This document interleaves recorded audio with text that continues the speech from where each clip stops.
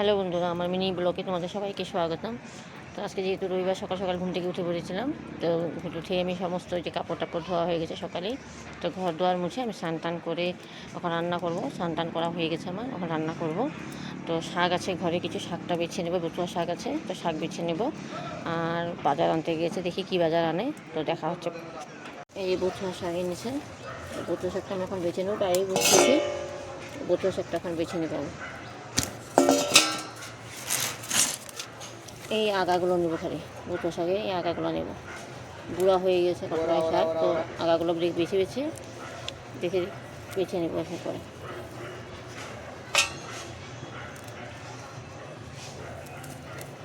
কে কে বতুয়া শাক খেতে ভালোবাসো? আমি তো খুব শাক খেতে খুব ভালোবাসি, তাই শাকটা আমাদের ঘরে প্রায় আনা হয়। তো শাকটা এখন বেছে নেব।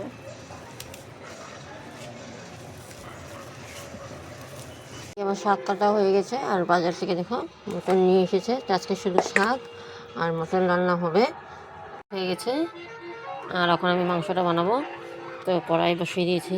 এই দেখো, এখানে মাংসটা আমি আজকে আলু সব কিছু একবারে মশলা দিয়ে মেখে একবারে বানিয়ে নেব। এখন তেল দিয়ে দেবো।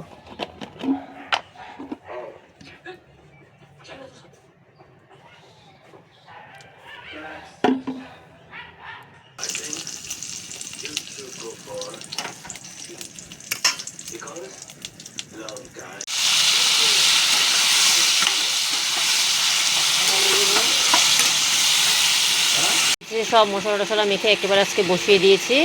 অল্প মরিচের গুঁড়াও দিয়েছি, কাশ্মীরি মরিচের গুঁড়া। তো এখন ঢেকে দেবো। তো ঢেকে ঢেকে আমি এটা কষিয়ে রান্না করে নেব।